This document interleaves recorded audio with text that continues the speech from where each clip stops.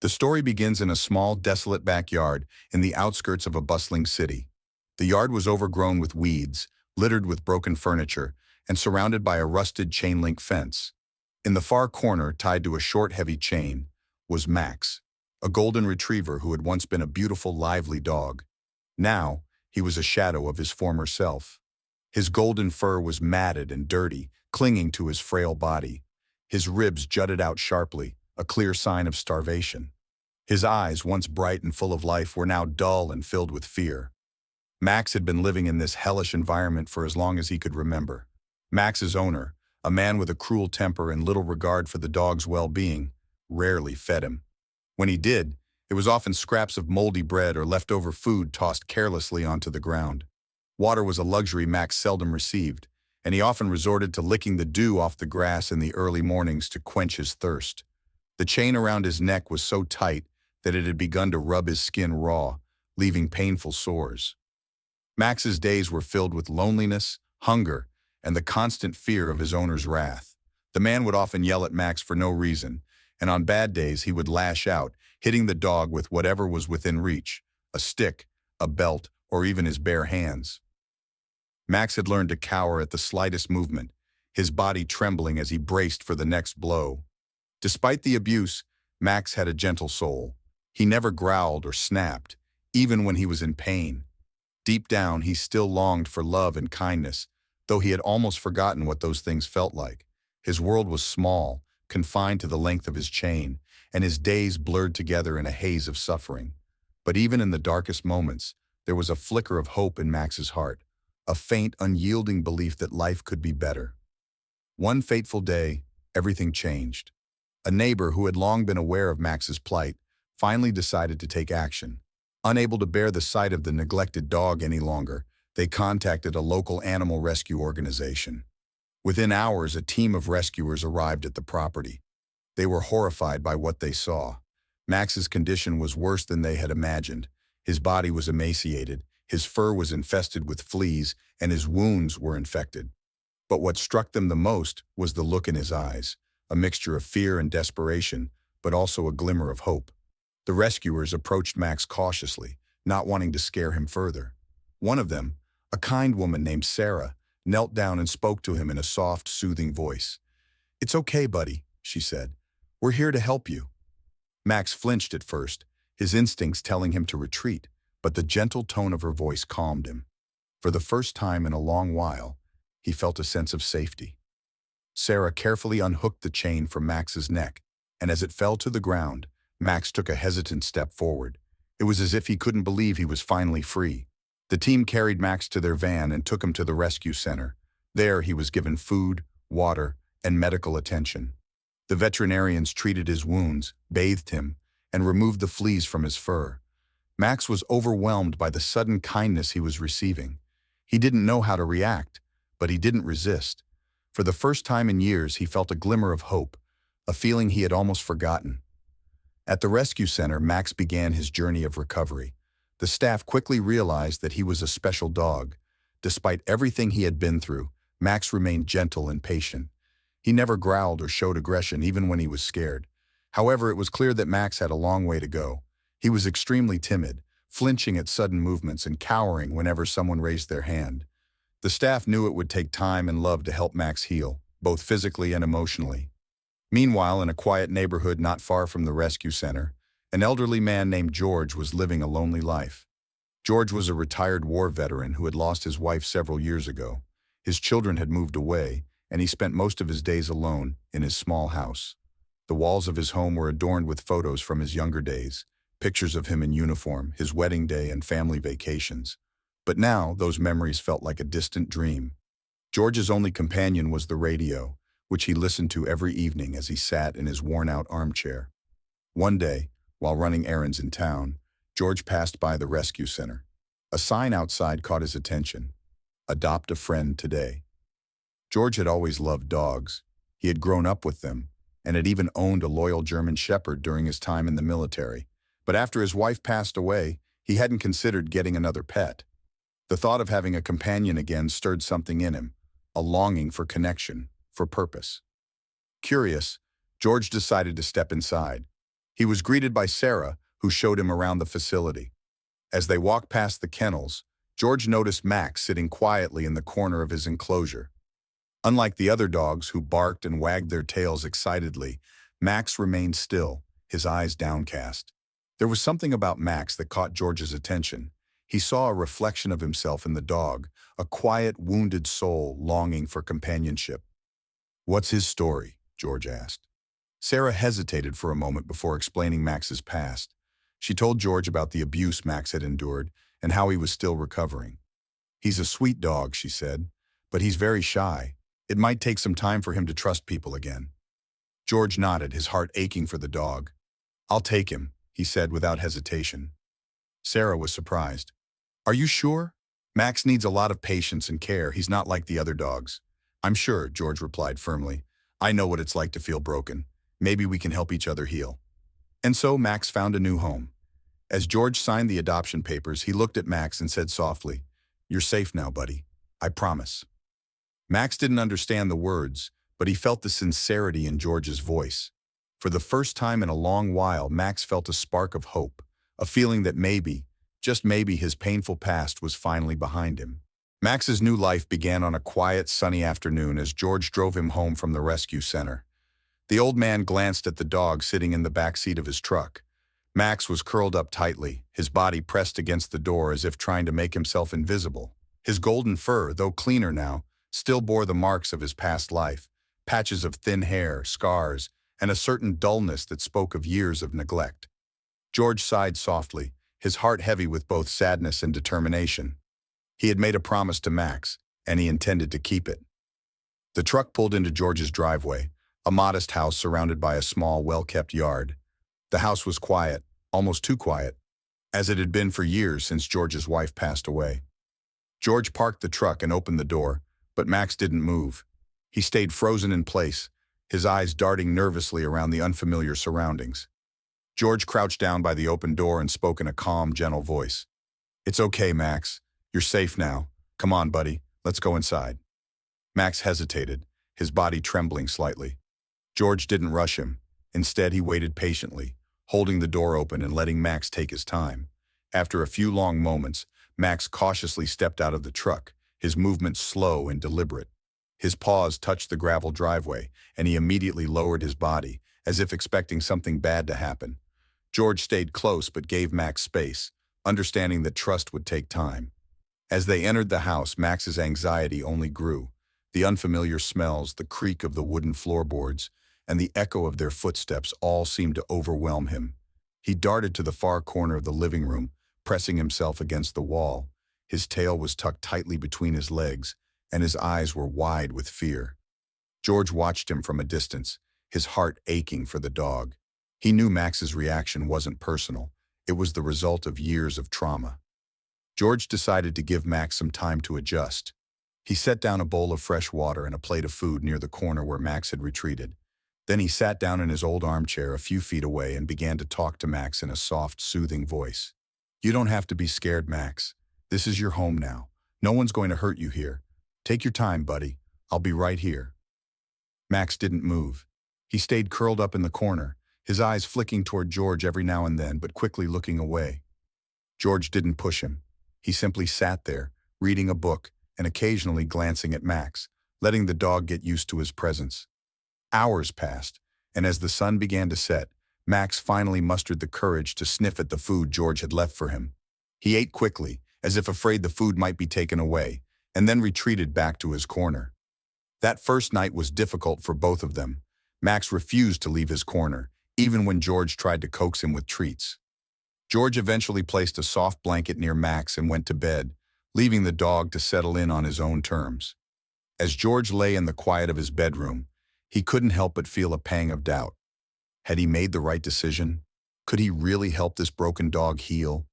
But then he reminded himself of his own struggles, the loneliness he had endured since losing his wife. If anyone understood what it meant to feel lost and afraid, it was him. The next morning, George woke up early and found Max still in the corner, his body tense and alert. George decided to stick to a routine, hoping it would help Max feel more secure. He prepared breakfast for himself and set out another bowl of food for Max.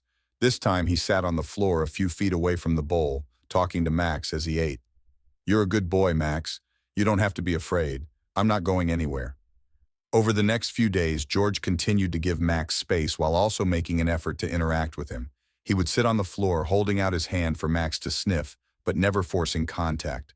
Slowly, Max began to inch closer. At first, it was just a few hesitant steps, but each day he grew a little braver. George celebrated every small victory, a wag of the tail, a curious sniff, or even just Max lying down a little closer to him. One evening, as George sat in his armchair reading, he felt a soft nudge against his leg. He looked down and saw Max standing there, his eyes cautious but no longer filled with fear. George's heart swelled with emotion. He reached out slowly, giving Max plenty of time to back away if he wanted to, but Max didn't move.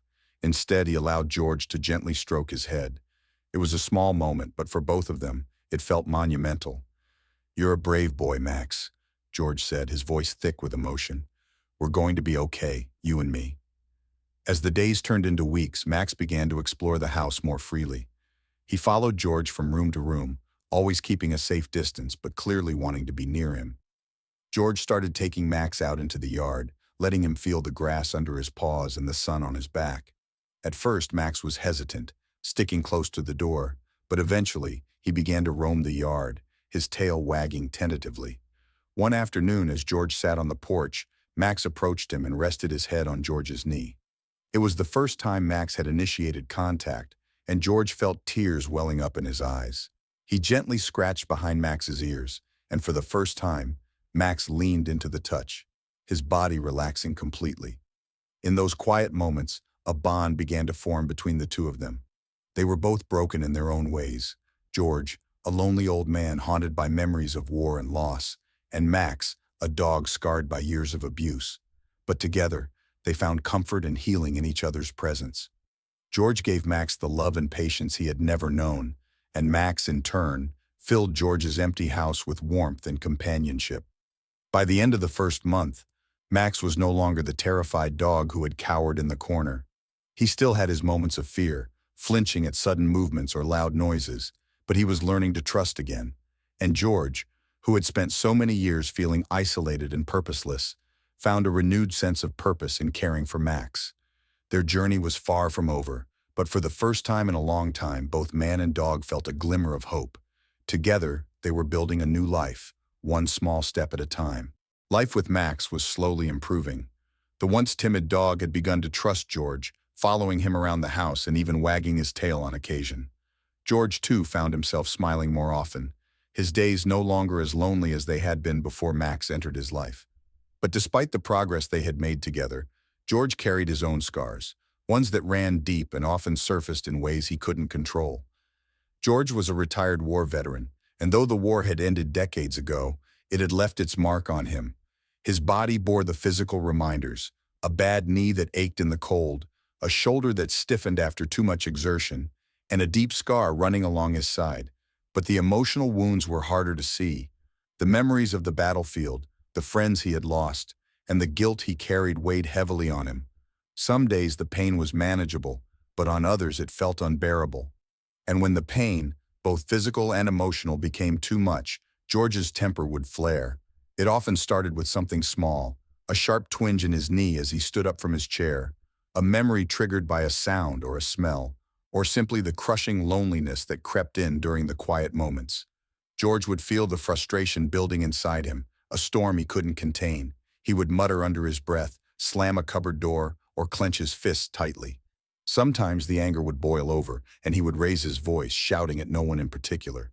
Max, with his history of abuse, was especially sensitive to George's outbursts. The first time George raised his voice, Max froze in place, his ears flattening against his head. When George slammed a cupboard door, Max bolted to the corner of the room, his body trembling as he pressed himself against the wall. George didn't notice at first. He was too caught up in his own frustration, pacing the room and muttering angrily. But when he finally turned around and saw Max cowering in the corner, his heart sank. "Max," George said softly, his voice filled with regret.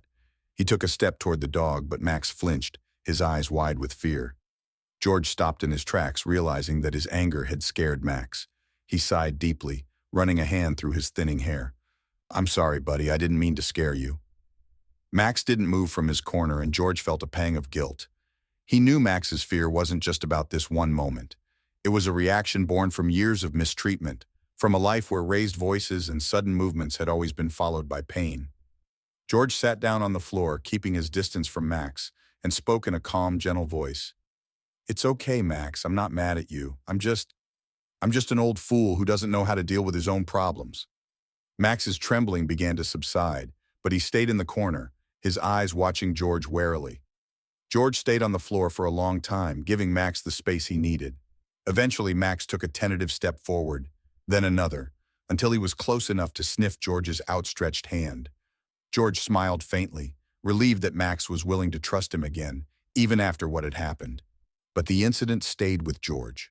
He couldn't shake the image of Max cowering in the corner, his body trembling with fear. It reminded him of the soldiers he had seen during the war, young men who had been broken by the horrors they had witnessed, their spirits crushed. George had always prided himself on being strong, on being someone others could rely on. But now, he realized that his own pain and anger were hurting the one being who relied on him the most. A few days later, it happened again. George was sitting at the kitchen table, going through a stack of bills. His knee was throbbing, and the numbers on the bills only added to his frustration. He slammed his hand down on the table, the sound echoing through the small house. Max, who had been lying near the doorway, immediately bolted to the corner of the room, his tail tucked between his legs. George looked up and saw Max trembling, his eyes wide with fear. The sight stopped George in his tracks. He felt a wave of shame wash over him. He hadn't meant to scare Max, but his actions had done just that. He pushed the bills aside and got up from the table, walking over to Max's corner. He knelt down, his movements slow and deliberate, and spoke in a soft voice. "Max, I'm sorry. I didn't mean to scare you. I promise. I'll do better." Max looked up at him, his eyes still wary but no longer filled with panic. George reached out a hand, and after a moment's hesitation, Max leaned forward and nuzzled it. George felt a lump rise in his throat. He gently stroked Max's head, his voice trembling as he spoke. "You don't deserve this, Max. You've been through enough. I'm not going to let my anger hurt you, I promise." From that day on, George made a conscious effort to control his temper. It wasn't easy. The pain in his body didn't go away, and the memories of the war still haunted him. But whenever he felt the anger rising, he would take a deep breath and remind himself of Max. He would think of the dog's trembling body, the fear in his eyes, and the trust they had worked so hard to build, and he would do everything in his power to keep that trust intact. George also began to open up to Max in a way he hadn't with anyone else. On the days when the pain was too much to bear, he would sit on the floor next to Max and talk to him. He would tell Max about the war, about the friends he had lost, and about the guilt he carried. Max would listen quietly, his head resting on George's knee, his presence a source of comfort. In those moments, George realized that Max wasn't just a dog. He was a companion, a friend who understood pain and loss in a way few others could. Over time, Max's fear began to fade. He no longer bolted to the corner of the room when George raised his voice, though he still flinched at sudden movements. George noticed the change and felt a sense of pride. It was a reminder that healing was possible, even for two broken souls like them. Their bond grew stronger with each passing day. George found himself smiling more often, his temper flaring less frequently, and Max, who had once been a trembling, fearful dog, began to show glimpses of the happy, playful spirit he had once been. Together, they were learning to navigate their pain, to find solace in each other's company, and in doing so, they were slowly building a life filled with trust, love, and hope. The mornings in George's small neighborhood were quiet and peaceful, with the sun casting a golden glow over the tree-lined streets. It was the kind of place where the world seemed to slow down, where neighbors waved to each other from their porches, and the sound of birdsong filled the air. For years, George had spent his mornings alone, sipping coffee on his porch and watching the world go by. But now, with Max by his side, his mornings had taken on a new purpose. It started as a small idea. George had noticed that Max, while more comfortable in the house, still seemed hesitant and unsure of himself. The dog would pace near the windows, his ears perking up at the sounds of the outside world, but he never ventured far from George's side. George realized that if Max was going to fully heal, he needed to experience more than just the safety of the house. He needed to see the world beyond the walls that had once confined him. One crisp morning, George grabbed an old leash from the closet and knelt down beside Max. The dog eyed the leash warily, his body tensing as if expecting something bad to happen. George spoke softly, his voice calm and reassuring. "It's okay, Max, we're just going for a walk. You'll like it, I promise." Max hesitated, but when George gently clipped the leash to his collar, he didn't resist. George gave him a reassuring pat on the head and opened the front door. Max took a cautious step outside, his nose twitching as he sniffed the fresh air. The sunlight made his golden fur shine, and for a moment he seemed to forget his fear. George smiled, feeling a sense of pride in the small victory. Their first walk was slow and tentative. Max stayed close to George, his tail low and his ears swiveling at every sound. A car passing by made him flinch, and the distant bark of another dog caused him to stop in his tracks. But George was patient. He spoke to Max in a soothing voice, encouraging him to keep moving. "You're doing great, buddy," he said. "Just take it one step at a time."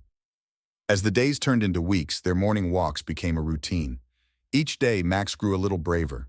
He began to lift his head higher, his tail wagging slightly as he explored the neighborhood. He sniffed at bushes, watched squirrels dart up trees, and even stopped to greet a few friendly neighbors. George couldn't help but feel a sense of joy watching Max come out of his shell.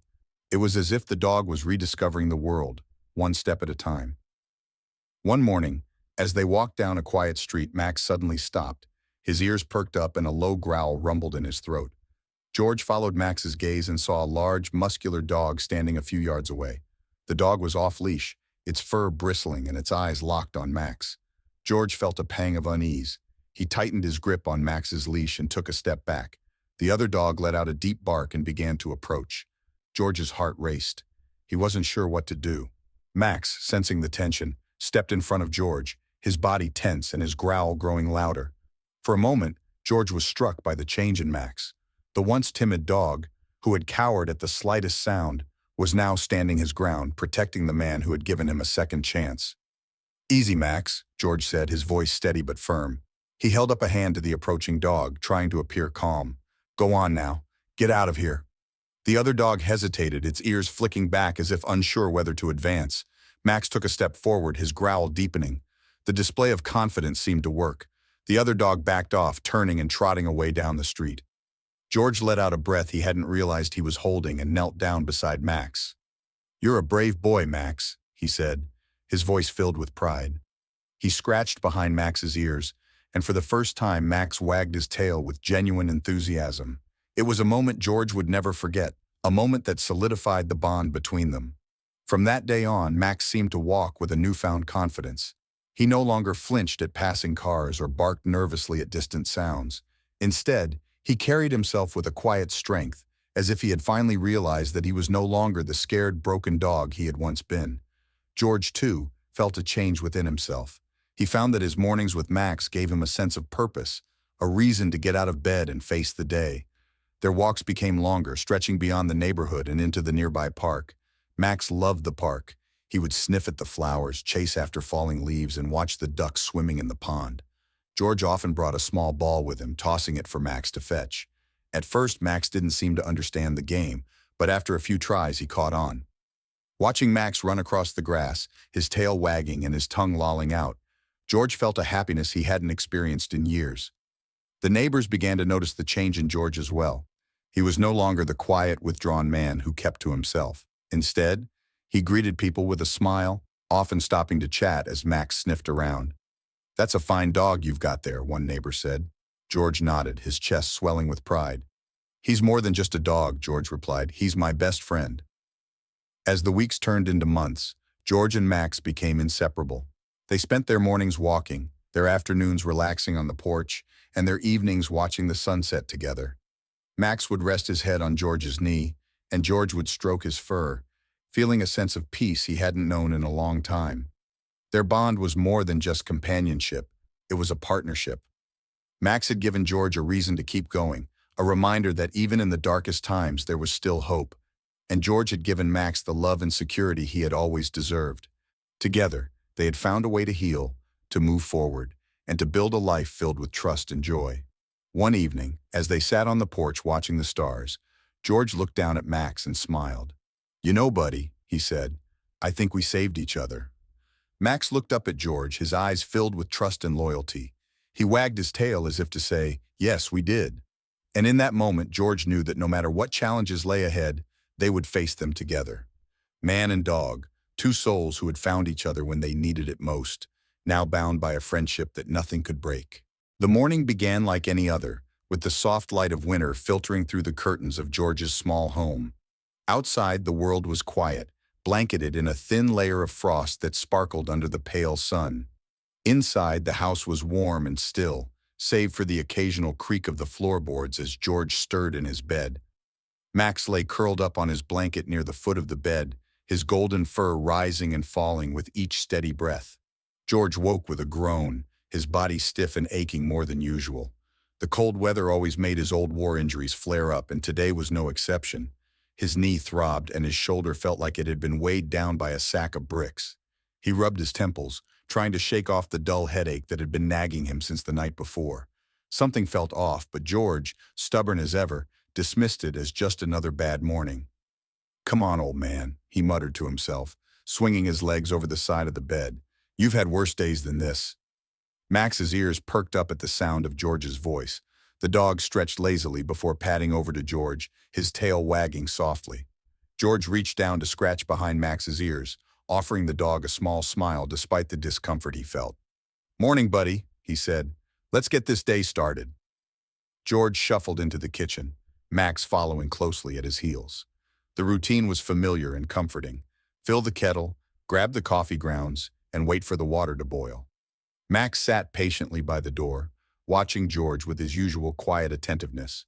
But today, George moved slower than usual, his hands trembling slightly as he measured out the coffee. He paused for a moment, gripping the edge of the counter as a wave of dizziness washed over him. "Just need some caffeine," he muttered, shaking his head as if to clear it. The kettle whistled and George poured the hot water into his mug, the rich aroma of coffee filling the air. He took a sip, hoping it would help him feel more like himself. But the heaviness in his chest and the strange tingling in his left arm refused to go away.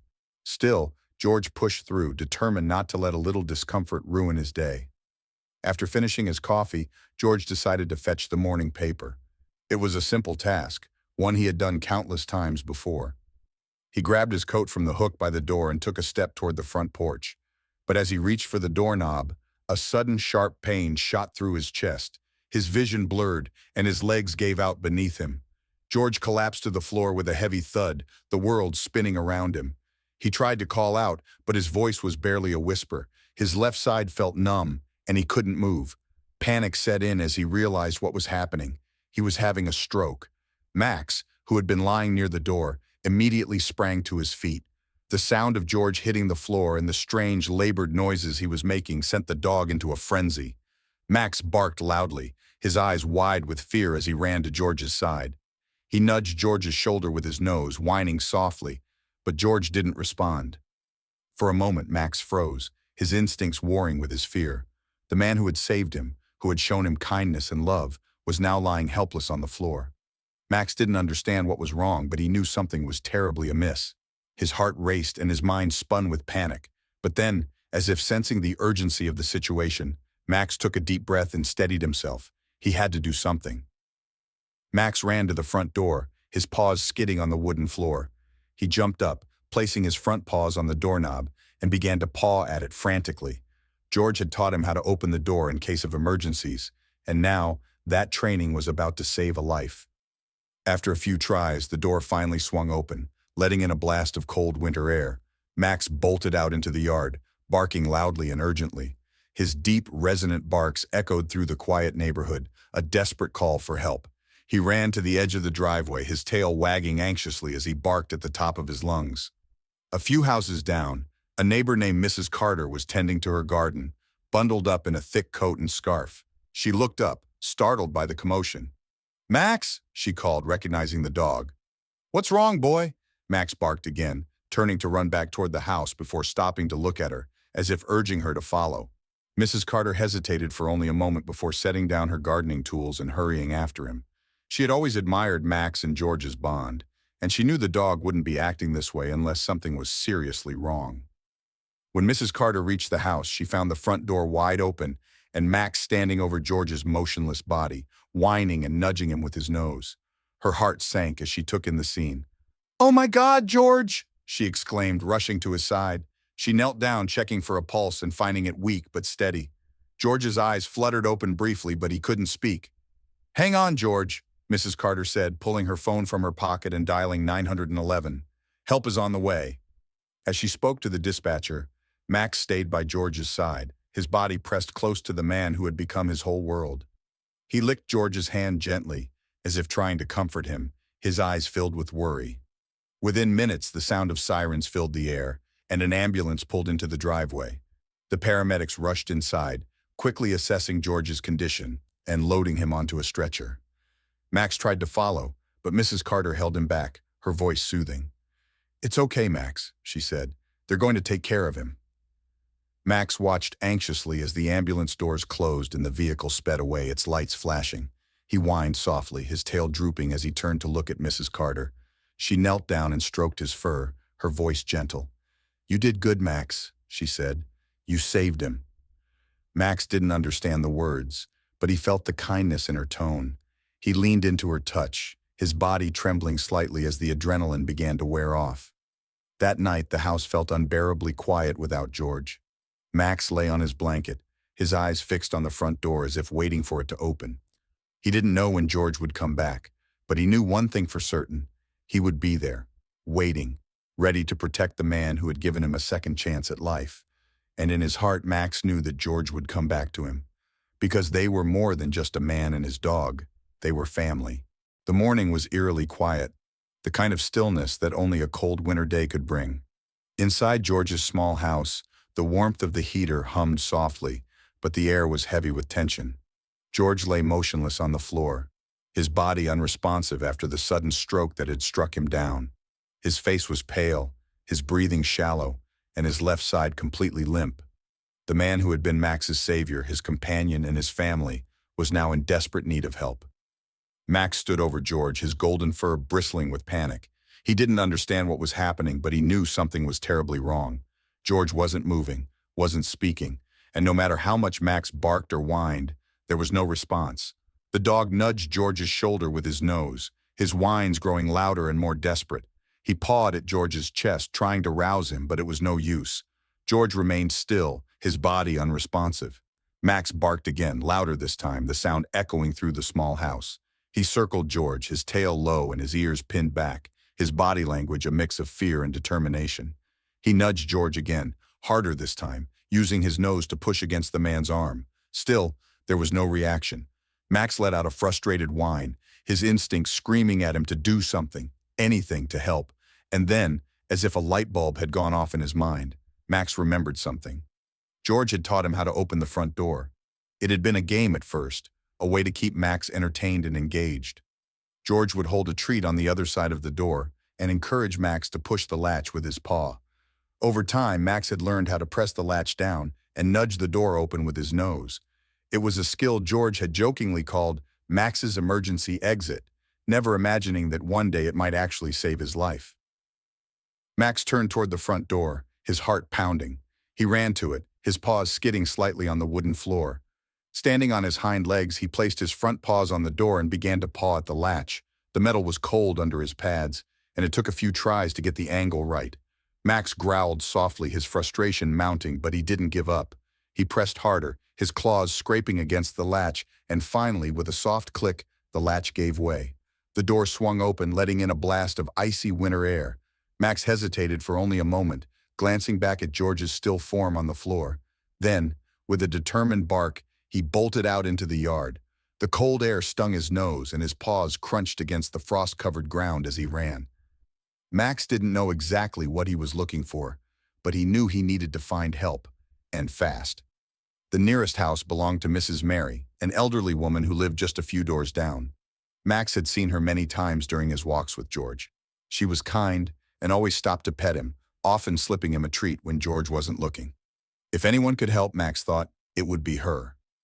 Max sprinted down the street, his breath visible in the cold air. When he reached Mrs. Mary's house, he skidded to a stop in front of the door. He barked loudly, the sound sharp and urgent, but there was no response. Max barked again, his voice echoing through the quiet neighborhood. Still, the door remained closed, and no one came to answer. Max's anxiety grew. He began to paw at the door, his claws scratching against the wood. He barked again, louder this time, and then let out a series of sharp, high-pitched whines. Inside the house, Mrs. Mary was sitting in her living room, knitting by the fire. She frowned, setting down her knitting needles as the sound of Max's barking reached her ears. "Max?" she said aloud, recognizing the dog's voice. She stood up slowly, her joints stiff from the cold, and made her way to the front door. When she opened it, she was met with the sight of Max standing on her porch, his golden fur fluffed up against the cold and his eyes wide with urgency. "Max, what's wrong?" she asked, her voice filled with concern. She reached out to pet him, but Max backed away, barking again and turning to look over his shoulder. He took a few steps toward the street, then stopped and looked back at her, as if urging her to follow. Mrs. Mary's brow furrowed. She had never seen Max act this way before. It was clear that something was wrong. Grabbing her coat from the hook by the door, she stepped outside, pulling the door shut behind her. "All right, Max," she said. "Show me what's going on." Max barked again, his tail wagging anxiously as he led Mrs. Mary down the street. He moved quickly, glancing back every few steps to make sure she was following. Mrs. Mary struggled to keep up, her breath coming in short puffs as she hurried after the dog. When they reached George's house, Max ran up the porch steps and stopped at the open door, barking loudly once more. Mrs. Mary's heart sank as she stepped inside and saw George lying on the floor. "Oh no," she whispered, rushing to his side. She knelt down, her hands trembling as she checked for a pulse. It was faint, but it was there. George's eyes fluttered open briefly, but he couldn't speak. His face was slack on one side, and his breathing was labored. "George, hang on," Mrs. Mary said, her voice steady despite the fear she felt. She pulled her phone from her pocket and quickly dialed 911. As she spoke to the dispatcher, Max stayed by George's side, his body pressed close to the man who had become his whole world. He licked George's hand gently, his eyes filled with worry. Within minutes, the sound of sirens filled the air, and an ambulance pulled into the driveway. The paramedics rushed inside, quickly assessing George's condition and loading him onto a stretcher. Max tried to follow, but Mrs. Mary held him back, her voice soothing. "It's okay, Max," she said. "They're going to take care of him." Max watched anxiously as the ambulance doors closed and the vehicle sped away, its lights flashing. He whined softly, his tail drooping as he turned to look at Mrs. Mary. She knelt down and stroked his fur, her voice gentle. "You did it, Max," she said. "You saved him." Max didn't understand the words, but he felt the kindness in her tone. He leaned into her touch, his body trembling slightly as the adrenaline began to wear off. That night, Mrs. Mary took Max into her home, giving him a warm place to sleep and a bowl of food. But Max barely touched the food, his eyes fixed on the door as if waiting for George to return. And though he didn't know when or how, Max was certain of one thing. He would see George again. Because they were more than just a man and his dog. They were family. And family always found their way back to each other. The morning air was crisp and cold, the kind of winter chill that seeped into your bones and made you long for the warmth of a fire. Inside her cozy home, Mrs. Mary was sitting in her favorite armchair, knitting a scarf for her granddaughter. The rhythmic click of her needles filled the quiet room, accompanied by the occasional crackle of the fireplace. It was a peaceful morning, one that seemed no different from any other, until the frantic barking of a dog shattered the calm. At first, Mrs. Mary thought it was just a stray, or perhaps one of the neighborhood dogs chasing a squirrel. But as the barking grew louder and more insistent, she paused, her hands stilling over her knitting. The sound was coming closer, and it wasn't just any dog, it was Max. She recognized his deep, resonant bark immediately. Max was a calm and well-behaved dog, never one to cause a commotion. For him to be barking like this, something had to be wrong. Setting her knitting aside, Mrs. Mary stood up and made her way to the front door. As she opened it, the sight that greeted her sent a jolt of alarm through her chest. Max was on her porch, his golden fur fluffed up against the cold and his eyes wide with urgency. He barked again, his tail wagging anxiously as he pawed at the ground. "Max," Mrs. Mary said, her voice filled with concern. "What's wrong, boy?" Max barked once more, then turned and ran a few steps toward the street before stopping to look back at her. It was as if he was trying to tell her to follow him. Mrs. Mary's heart began to race. She had seen enough in her years to know that animals often sensed danger before humans did. If Max was acting this way, something was definitely wrong. "All right, Max, I'm coming," she said, grabbing her coat from the hook by the door. She slipped it on quickly, not bothering to button it, and stepped outside. Max barked again, his body tense with urgency, before taking off down the street. Mrs. Mary hurried after him, her breath coming in short puffs in the cold air. As she followed Max, her mind raced with possibilities. Was George in trouble? Had something happened to him? She had seen him just the other day, walking Max through the neighborhood, and he had seemed fine. But now, as she hurried down the street, a sense of dread settled in her chest.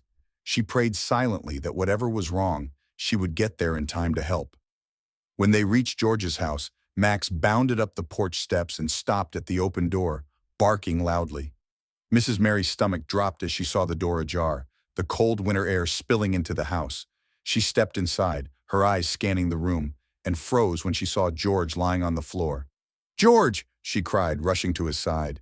He was pale, his breathing shallow, and his left side was completely limp. His eyes fluttered open briefly, but he couldn't speak. Mrs. Mary knelt down, her hands trembling as she checked for a pulse. It was faint, but it was there. "Oh, George," she whispered, her voice breaking. "Hang on, help is on the way." Pulling her phone from her pocket, she quickly dialed 911. Her voice was steady as she explained the situation to the dispatcher, but inside she was terrified. She had known George for years, and the thought of losing him was almost too much to bear. "There's a man here. He's had a stroke," she said, her voice urgent. "He's still breathing, but he's unresponsive. Please send an ambulance right away." The dispatcher assured her that help was on the way, and Mrs. Mary hung up, turning her attention back to George. She gently placed a hand on his shoulder, her voice soft and soothing. "Just hold on, George," she said. "You're going to be all right. The ambulance is coming."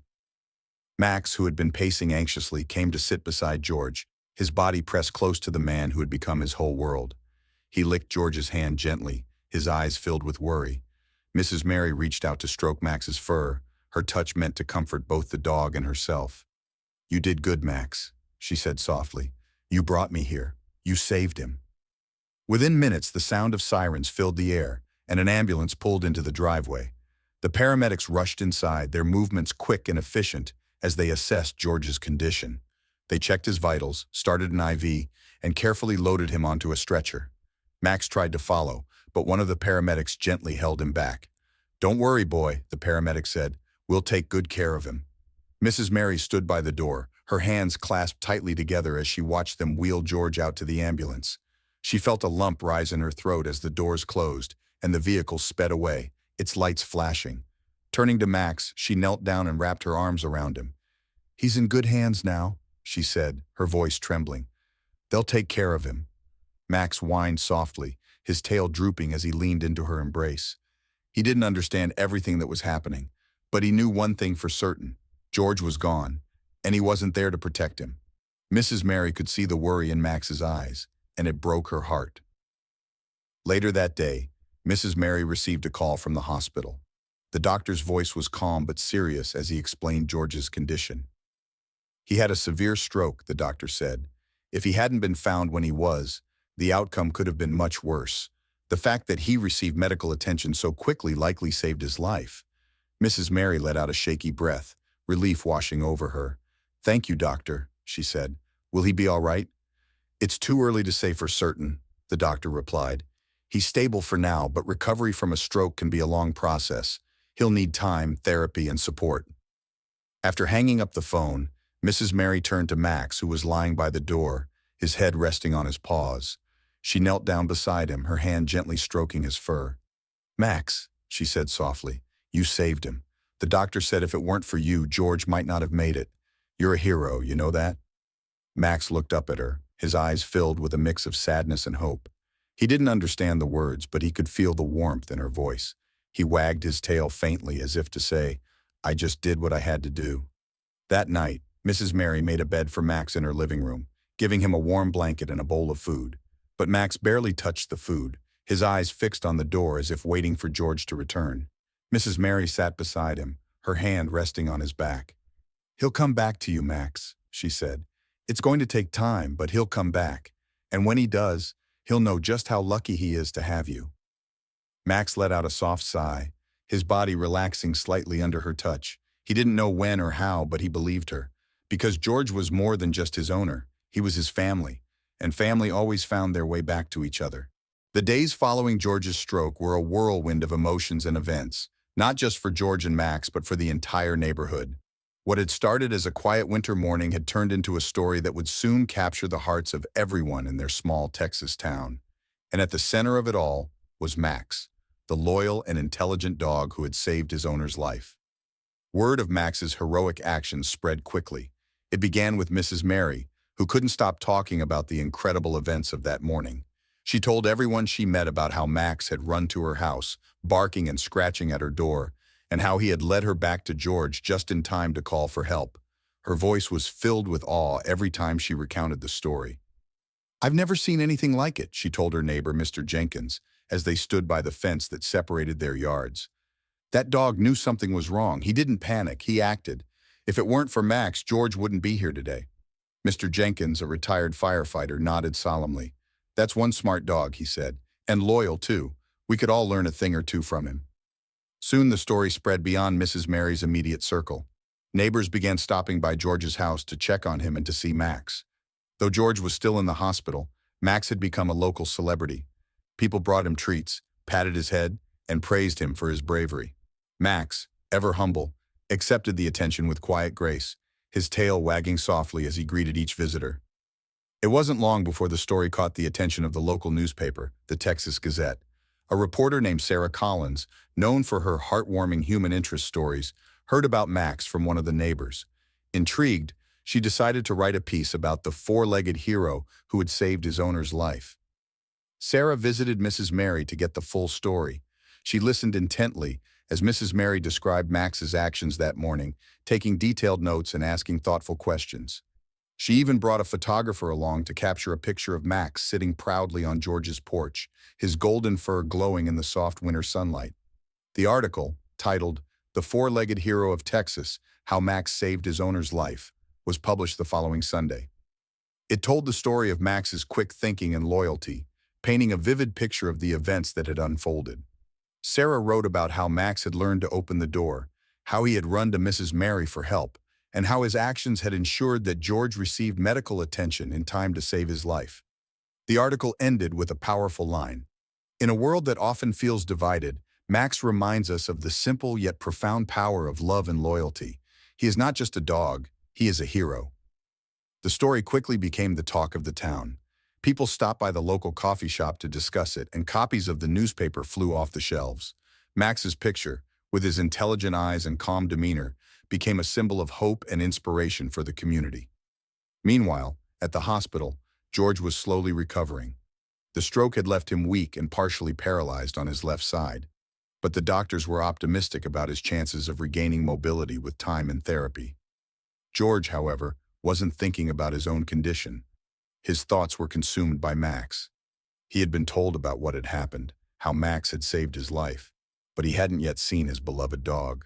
The hospital didn't allow pets in the recovery ward, and though Mrs. Mary had assured him that Max was being well cared for, George missed him terribly. "Max saved me," George said one day, his voice thick with emotion as he spoke to the nurse helping him with his physical therapy. "I owe him everything. I just want to see him again." The nurse smiled kindly. "You will," she said, "and I'm sure he misses you just as much as you miss him." After 2 weeks in the hospital, George was finally discharged. Though he still had a long road to recovery ahead of him, he was eager to return home, and to Max. Mrs. Mary picked him up from the hospital, helping him into her car and driving him back to the small house where so much had changed in such a short time. As they pulled into the driveway, Max, who had been lying on the porch, immediately perked up. His ears shot forward, and his tail began to wag furiously as he recognized the car. By the time Mrs. Mary had helped George out of the car, Max was already at his side, barking excitedly and jumping up to nuzzle George's hand. "Max!" George said, his voice breaking as he reached out to stroke the dog's fur. Tears filled his eyes as he knelt down, ignoring the pain in his weak legs, and wrapped his arms around Max. "You saved me, boy. You saved my life." Max licked George's face, his tail wagging so hard it seemed like it might fall off. For a moment, it was as if the world had stopped, and it was just the two of them, man and dog, reunited after the most harrowing experience of their lives. Mrs. Mary watched the scene with tears in her own eyes. "He's been waiting for you, George," she said softly. "He never gave up on you." George looked up at her, his face filled with gratitude. "I don't deserve him," he said, "but I'll spend the rest of my life trying to." In the weeks that followed, George and Max settled back into their routine, though things were different now. George's recovery was slow, and he relied on a cane to get around. But Max was always by his side, offering support and companionship. The bond between them, already strong, had deepened even further. The story of Max's heroism continued to spread. People from all over the town stopped by to meet the four-legged hero of Texas. Children brought him drawings, adults brought him treats, and even the mayor stopped by to shake George's hand and commend Max for his bravery. One day, George received a letter from the editor of the Texas Gazette. Enclosed was a framed copy of the article about Max, along with a note that read, "Heroes come in all shapes and sizes. Thank you for sharing Max's story with us. He has inspired so many." George hung the framed article on the wall of his living room, right above Max's bed. Every time he looked at it, he was reminded of how close he had come to losing everything, and how Max had brought him back. Max's story didn't just inspire George, it brought the entire community closer together. Neighbors who had barely spoken before now stopped to chat, sharing stories about their own pets and marveling at Max's intelligence and loyalty. The local animal shelter even reported an increase in adoptions, as people, inspired by Max, decided to give other animals a chance at a loving home. For George, life would never be the same. He had faced death and come out the other side, thanks to the dog who had never given up on him. And for Max, life was simple. He had a home, a family, and a man who loved him more than anything in the world. In the end, Max didn't need medals or accolades to know he had done something extraordinary. All he needed was George's smile, the warmth of his hand, and the quiet reassurance that they would always have each other. Because for Max, being a hero wasn't about recognition. It was about love, and that was more than enough. The days following George's return home from the hospital were filled with quiet determination and a renewed sense of purpose. The stroke had left him weak, his left side partially paralyzed, and simple tasks that he had once taken for granted now required immense effort. But George was not alone in his journey to recovery. By his side, every step of the way, was Max, his loyal companion, and Mrs. Mary, his ever-reliable neighbor and friend. George's mornings began slowly. He would wake up to the soft sound of Max's breathing, the dog curled up on the floor beside his bed. Max had refused to sleep anywhere else since George had come home, as if he were standing guard, ready to spring into action at the first sign of trouble. George would reach down to pat Max's head, and the dog would respond with a gentle wag of his tail, his eyes filled with quiet reassurance. "Good morning, buddy," George would say, his voice still raspy from sleep. "Another day, huh? Let's get to it." Getting out of bed was a challenge. George's left leg was weak and his balance was unsteady. But Max was always there, standing close by, his body steady and strong. George had taken to resting his hand on Max's back as he moved from the bed to his walker, finding comfort in the dog's unwavering presence. Mrs. Mary, true to her word, came by every day to help. She brought groceries, cooked meals, and made sure George was keeping up with his physical therapy exercises. She was a kind and patient woman, and her cheerful demeanor made even the hardest days feel a little brighter. "You're doing great, George," she said one afternoon as she helped him practice walking across the living room. "A little more each day, and you'll be back on your feet in no time." George grunted in response, his focus on moving one foot in front of the other. Max walked beside him, his head held high and his tail wagging slightly, as if he were cheering George on in his own quiet way. It was during these moments that George truly began to appreciate just how much Max meant to him. The dog wasn't just a pet, he was a constant source of support, both physically and emotionally. Max seemed to sense when George was struggling, offering a nudge of encouragement or simply sitting by his side, his presence a reminder that George wasn't alone. One evening, as George sat in his favorite armchair, Max lying at his feet, he found himself reflecting on everything that had happened. The stroke had been a wake-up call, a stark reminder of how fragile life could be, but it had also shown him the depth of the bond he shared with Max. "You know, Max," George said, his voice soft, I don't think I'd be here if it weren't for you. You saved me, buddy. And now you're helping me get back on my feet. I don't know how I'll ever repay you." Max lifted his head at the sound of George's voice, his ears perking up. He looked at George with those warm, intelligent eyes, and for a moment, it felt as though he understood every word.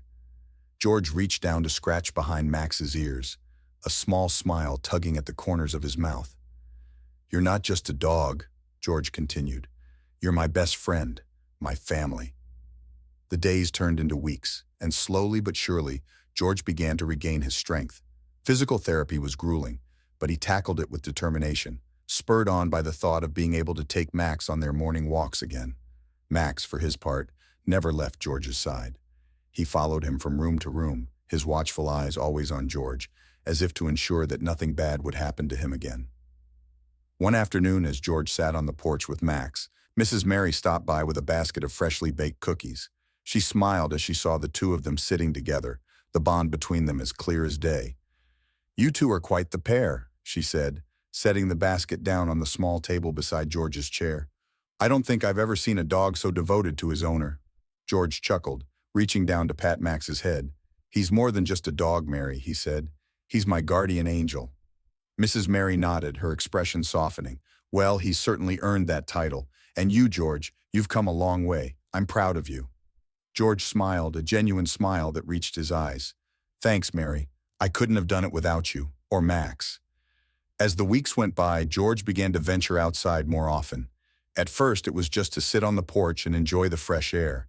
Then, with Max by his side, he started taking short walks around the yard. Each step was a victory, a testament to his determination and the support of those around him. One crisp morning, George decided to try walking down the street. It was a small goal, but to him, it felt monumental. With his cane in one hand and Max's leash in the other, he stepped off the porch and onto the sidewalk. Max walked beside him, his pace slow and steady, as if he understood the importance of this moment. Neighbors waved and called out words of encouragement as George passed by. "Looking good, George," one of them shouted. "Keep it up."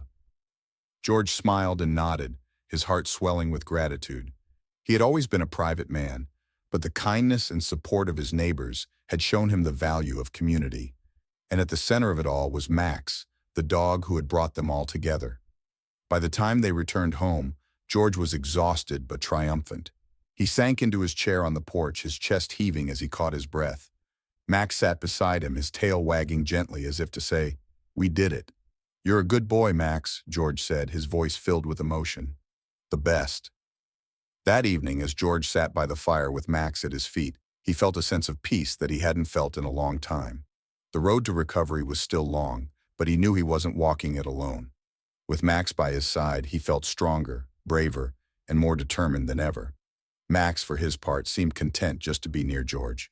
He didn't need words to express his loyalty or love. It was evident in every wag of his tail, every nuzzle of his nose, and every moment he spent by George's side. In the quiet of the evening, George looked down at Max and smiled. "You're not just my dog," he said softly.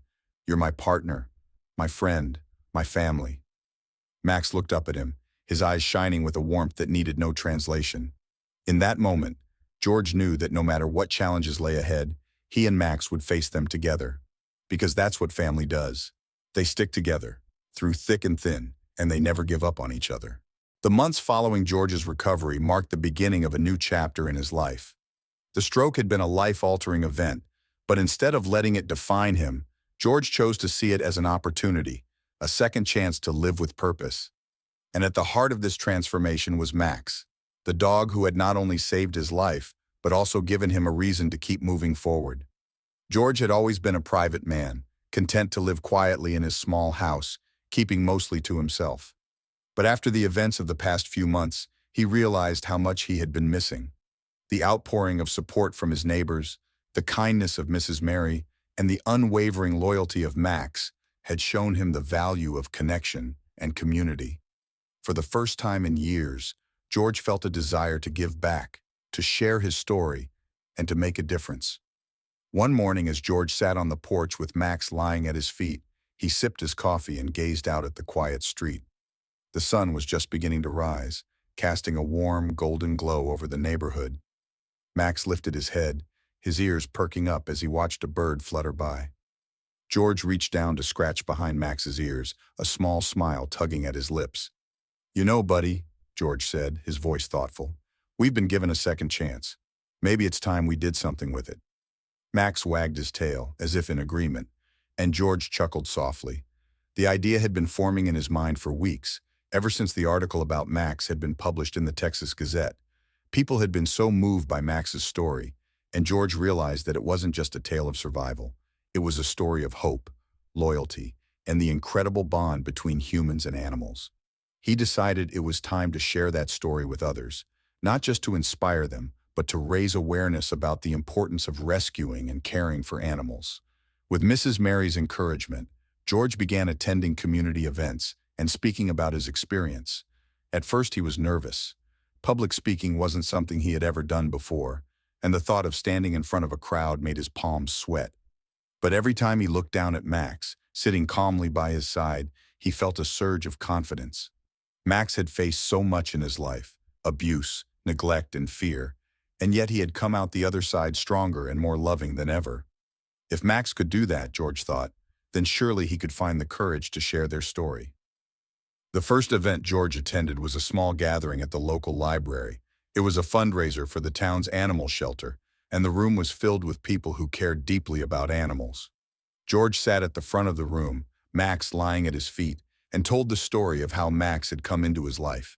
He spoke about the day he found Max at the shelter, thin and scared but still full of hope. He described the bond they had formed, the stroke that had nearly taken his life, and how Max's quick thinking had saved him. As George spoke, the room grew quiet. People listened intently, their eyes fixed on the man and his dog. When he finished, there was a moment of silence before the room erupted into applause. George felt a lump rise in his throat as he looked down at Max, who wagged his tail and looked up at him with those warm, trusting eyes. After the event, people came up to George to thank him for sharing his story. Some shared their own stories of rescue animals, while others simply wanted to meet Max. Children knelt down to pet him, their faces lighting up as Max licked their hands. George couldn't help but smile as he watched Max interact with the crowd, his gentle nature winning over everyone he met. From that day on, George and Max became regulars at community events. They visited schools where George spoke to children about the importance of kindness and compassion toward animals. They attended fundraisers for the animal shelter, helping to raise money and awareness for rescue efforts. Max even became something of a local celebrity, his story inspiring people to adopt animals and give them the second chances they deserved. Through it all, George found a renewed sense of purpose. For years, he had felt adrift, his days blending into one another in a haze of routine and solitude. But now, he woke up each morning with a sense of excitement, knowing that he and Max were making a difference. The bond between them grew even stronger, and George often found himself marveling at how much Max had changed his life. "You've done more for me than I could ever do for you," George said one evening as he sat on the porch, watching the sun dip below the horizon. Max sat beside him, his head resting on George's knee. "You've given me a reason to keep going, buddy. I don't know what I'd do without you." Max wagged his tail, his eyes filled with the quiet understanding that only a dog could possess. In that moment, George realized that Max wasn't just his dog. He was his partner, his confidant, and his greatest source of strength. As the months turned into years, George and Max continued to share their story, touching the lives of everyone they met. Max became a symbol of loyalty and forgiveness, a reminder that even in the face of hardship, love and kindness could prevail. And for George, Max was a constant source of inspiration, helping him to see the beauty in life and the importance of connection. One evening, as the sun set over the neighborhood, George and Max set out for their usual walk. The sky was painted in shades of orange and pink, the air cool and crisp. George walked slowly, his cane tapping against the sidewalk, while Max trotted beside him, his tail wagging gently. They didn't speak, but they didn't need to.